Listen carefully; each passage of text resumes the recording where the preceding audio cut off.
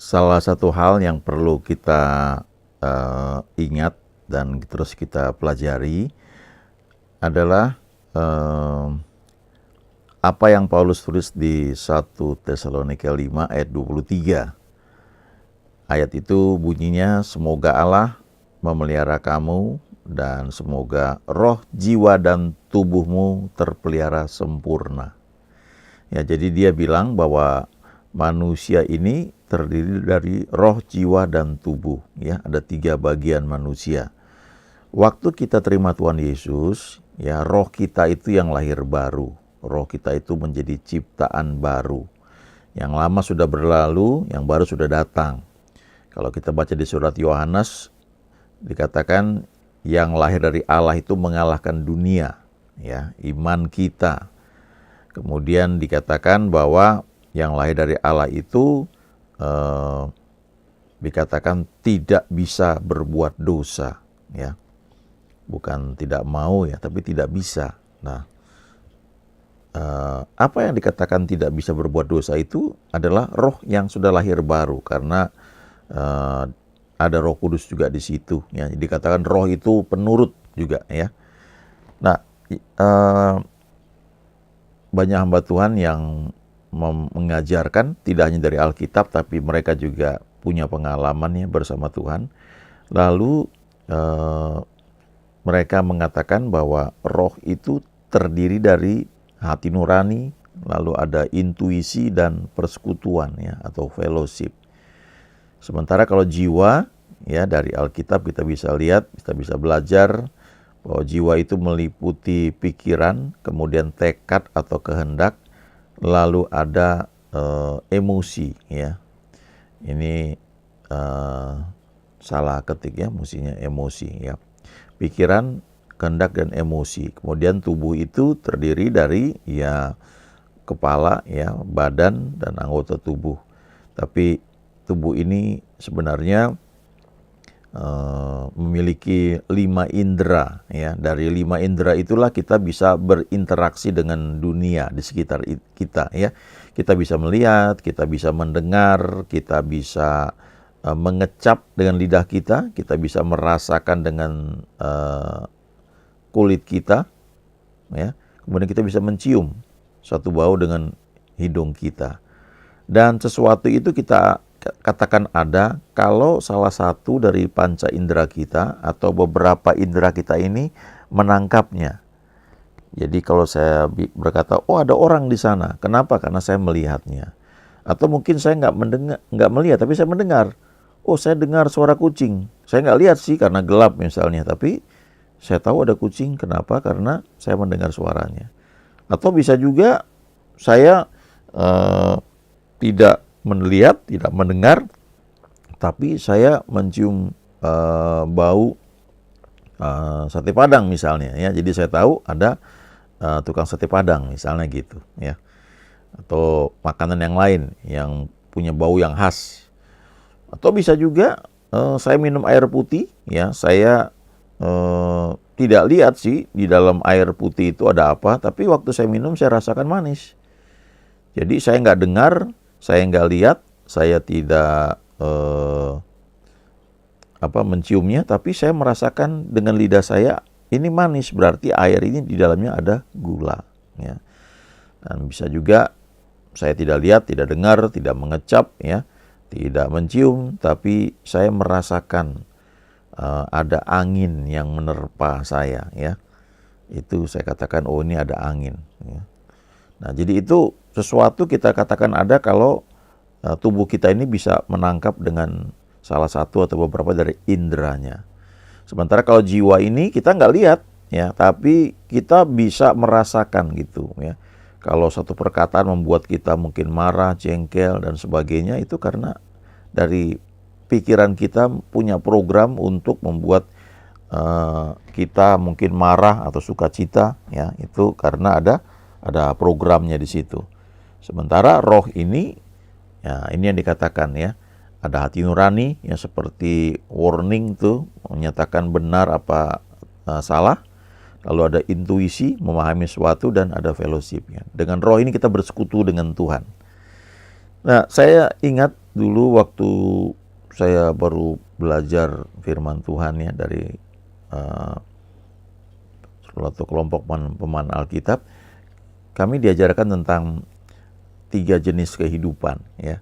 Kehidupan yang pertama itu kalau di sini ditunjukkan dengan satu lingkaran natural man ya, ini bukan orang Kristen. Jadi ada gambar lingkaran di situ, lalu ada kursi ya. Di atas kursi itu ada E itu ego ya, si ego kita ya.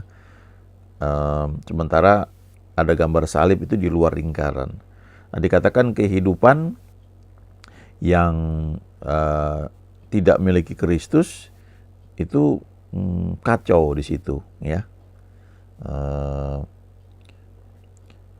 Lalu ketika kita terima Tuhan Yesus, maka Yesus masuk ke dalam hati kita. Itu di lingkaran yang tengah ya, yang nomor 2. Waktu Yesus masuk ke dalam kehidupan kita, ego kita masih ini ya, masih menjadi pusat kehidupan kita ya, yang bertahta, yang duduk di kursi pemerintahan kehidupan kita ya. Nah, jadi walaupun ada Kristus, tetapi kehidupan kita itu tidak seperti yang Tuhan inginkan ya. Kita kira mungkin kita oke-oke aja, tapi sebenarnya kita tidak atau belum menikmati apa yang Tuhan janjikan. Lalu ketika kita belajar mengenal Tuhan lebih jauh lagi, kita mulai belajar untuk mempercayakan hidup kita kepada Tuhan. Tidak saja kita percaya kepada Tuhan Yesus sebagai Tuhan dan Juru Selamat, tapi kita mulai melibatkan Dia sebagai gembala kita. Kita mempercayakan kehidupan kita, pada akhirnya Dia menjadi pusat kehidupan kita. Segala sesuatu kita percayakan kepada Dia, kita bertanya kepada Dia lewat persekutuan kita dengan Dia. Jadi Dia itu duduk di tahta kehidupan kita ya. Itu lingkaran yang nomor 3 paling kanan. Di situ Kristus yang duduk di tahta. Nah, ketika Dia duduk di tahta, Dia mulai mengajari kita. Dia memberitahu kita apa yang baik ya. Di Yesaya dikatakan, "Akulah Tuhan Allahmu yang mengajar engkau tentang apa yang memberi faedah." Bahasa Inggrisnya katakan, "I am the Lord who teach you how to profit, how to make a profit." Ya, jadi kalau kita pengusaha, kita libatkan Tuhan, Tuhan ngajarin kita juga bagaimana kita bisa mendapatkan keuntungan. Ya kan, kalau punya usaha ya memang harus beruntung kan, harus punya keuntungan. Nah, lalu dikatakan lebih jauh, "Sekiranya kau memperhatikan perintah-perintahku, maka damai sejahteramu akan seperti sungai yang tidak pernah berhenti ya. Kebahagiaanmu, prosperitimu, kemakmuranmu akan seperti gelombang-gelombang laut ya, yang tidak pernah berhenti." Nah, jadi gambarannya itu dalam lingkaran segala sesuatu itu menjadi teratur. Nah, ini butuh waktu dari lingkaran tengah ke lingkaran kanan, dari lingkaran nomor 2 itu ke lingkaran nomor 3 itu butuh waktu seumur hidup.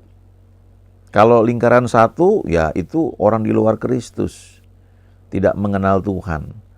Nah, Yohanes 14 ayat 6 berkata, "Akulah jalan dan kebenaran dan hidup. Tidak ada seorang pun yang sampai kepada Bapa kalau tidak melalui aku." Jadi lingkaran nomor 1 itu ya walaupun dari luar kelihatannya orangnya berhasil, mungkin sukses kelihatannya, tapi tidak mengenal Tuhan. Dan ujungnya menuju pada kebinasaan. Lingkaran nomor 2 itu percaya Tuhan Yesus. Ya, ada janji keselamatan ya. Tetapi karena tidak membangun hubungan dengan Tuhan, hidup masih semaunya. Dan banyak hal yang harusnya nggak terjadi, itu dialami. Tapi Roh Kudus setia, mengingatkan, membimbing, sehingga lewat berbagai cara kita tuh dibawa untuk bergantung kepada Tuhan.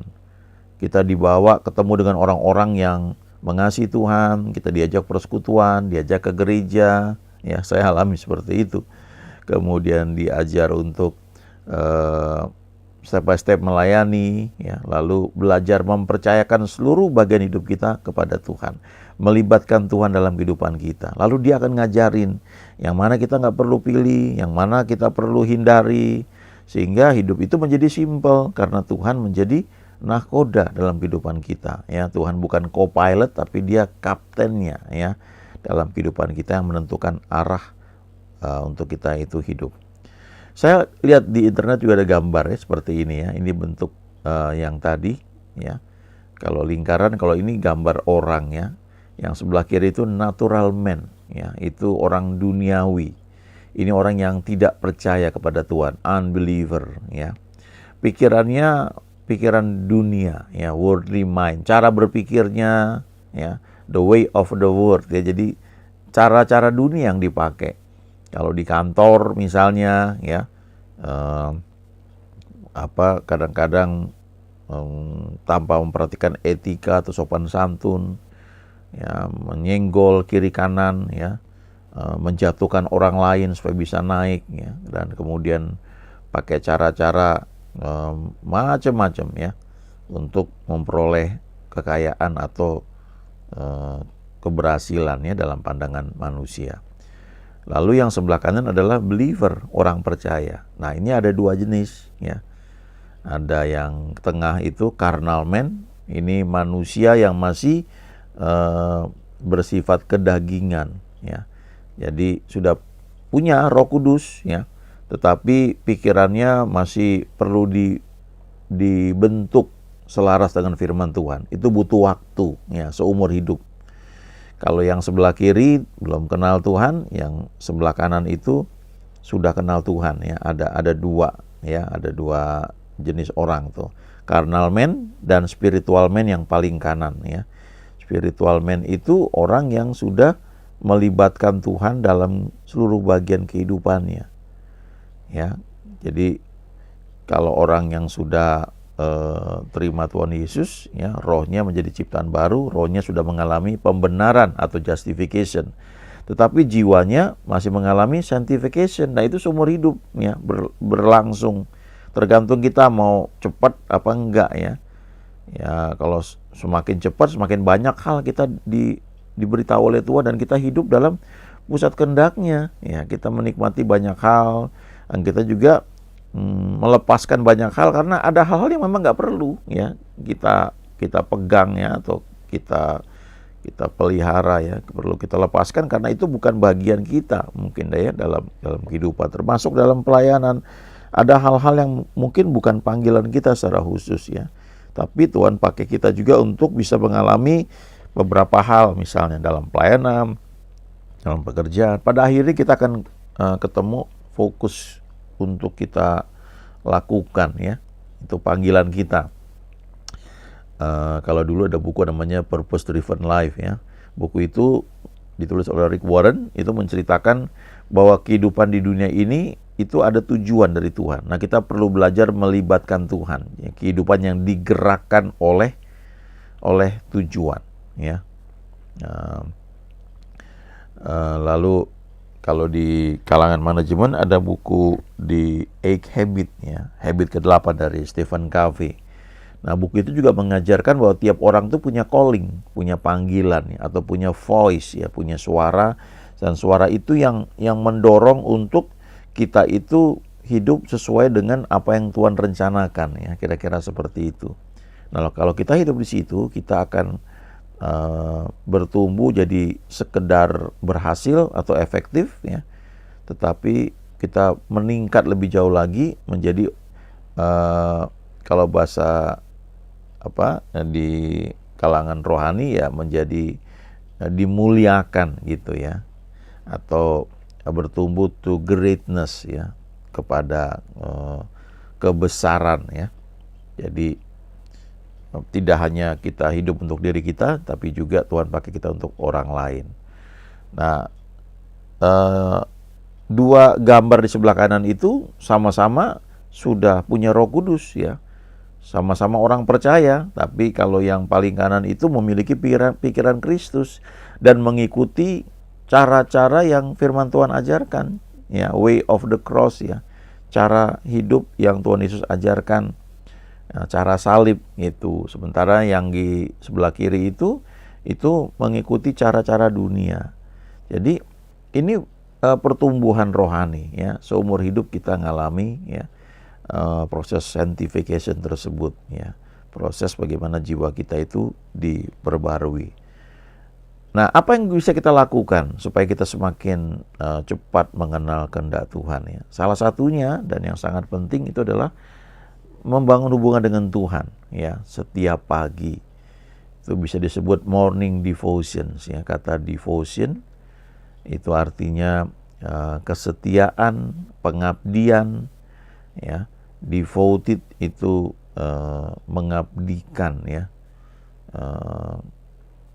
Kita setia kepada Tuhan ya. Salah satunya dalam prakteknya adalah lewat renungan pada waktu pagi hari. Kita sebut itu sebagai morning devotions. Apa yang kita lakukan ya? Kita bangun, kalau sudah bisa berbahasa roh kita berbahasa roh ya 5 menit mungkin ya atau 10 menit. Lalu kalau kita bisa nyanyikan 1-2 lagu pujian pakai alat musik ya. Itu menolong hati kita untuk tune ya. Kemudian kita baca firman Tuhan, kita merenungkan. Ada 2 jenis cara baca Alkitab ya. Yang pertama kita baca cepat ya, baca urut 1 hari 5 pasal misalnya. Itu bisa kita lakukan juga, tidak hanya baca tapi kita puter ya. Sekarang kan sudah ada Alkitab suara ya. Jadi sambil di perjalanan menuju kantor, kita pakai headset kita dengar Alkitab dibacakan ya.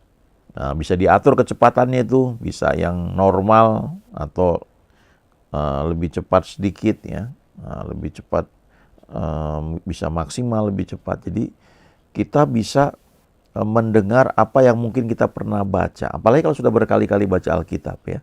Ini menolong sekali, sambil olahraga, sambil jalan-jalan santai ya, pagi hari, sore hari kita bisa mendengar Alkitab dibacakan. Lalu yang kedua adalah merenungkan. Jadi kita udah mendengar nih Alkitab, firman Tuhan dibacakan, tapi kita mesti renungkan 1-2 ayat, kita camkan. Karena itulah saatnya Roh Kudus akan ngajar kita. Ya, itu saatnya Tuhan memberikan perintah spesifik buat kita. Kita semakin memahami jalan-jalannya. Nah, kalau waktu kita merenungkan firman itu, lalu ada firman yang spesifik berbicara kepada kita, ya, menjadi rema. Nah, itu keputusannya kita mau percaya apa enggak. Dari situlah muncul iman. Ya, iman itu yang kemudian kita ekspresikan dengan kata-kata, ya. Lalu kita melakukan tindakan-tindakan yang memang sejalan, selaras dengan apa yang kita percaya itu. Ya, karena iman tanpa perbuatan kan mati kan. Ya. Lalu kita akan memperoleh apa yang Tuhan janjikan dalam kehidupan kita. Ketika kita menghadapi banyak masalah, morning devotions ini menolong kita untuk resetting ya. Pikiran kita tuh di-set kembali kepada Tuhan. Karena mungkin kemarinnya kita mengalami banyak masalah. Nah, kita pulang tidur, sebelum tidur kita berdoa. Ada hal-hal yang mungkin kita belum tahu harus bagaimana menjawabnya, menyelesaikannya. Tapi waktu kita menyatakan kepada Tuhan, ya, Filipi 4 ayat 6 dan 7 berkata, janganlah kamu khawatir tentang apapun juga, tapi nyatakan dalam segala hal keinginanmu kepada Allah, ya, dalam permohonan, doa dengan ucapan syukur. Lalu dikatakan damai sejahtera Allah, ya, the peace of God, yang melampaui segala pengertian akan memagari kita, membungkus kita, sehingga kita bisa berjalan terus ya dalam tuntunan Tuhan. Nah, lewat morning devotion ini kita semakin kenal Tuhan. Nah, step by step akhirnya kita mulai belajar mempercayakan seluruh kehidupan kita kepada Tuhan. Kita mau liburan, mau jalan-jalan, kita nanya sama Tuhan. Kita melibatkan Dia, beli tiketnya, dan kemana saja sampai akhirnya kita bisa menikmati yang terbaik senantiasa. Kita semakin kenal kebenaran demi kebenaran, ya, knowing the truth. Nah, kalau kita mengenal kebenaran tersebut, ya, ada banyak kebenaran di Alkitab yang seharusnya selanjutnya juga menjadi landasan kehidupan kita. Kita akan hidup dalam kemerdekaan. Ya, bagi contoh misalnya, kalau kita baca surah Petrus, oleh bilur-bilurnya kamu sudah sembuh. Nah, ini kita perlu mencerna itu dalam pikiran, merenungkan, lalu Tuhan akan ajarkan kita sampai itu seperti suatu pengertian yang terbuka ya di pikiran kita. Oh gitu tuh, saya sudah disembuhkan loh, firman Tuhan mengatakan demikian. Lalu cara kita berdoa akan berbeda ya. Kita mengakui itu sebagai kebenaran firman Tuhan. Dan demikian juga dengan banyak janji Tuhan yang lain. Kita mengetahui kebenaran yang memerdekakan kita. Haleluya. Amin.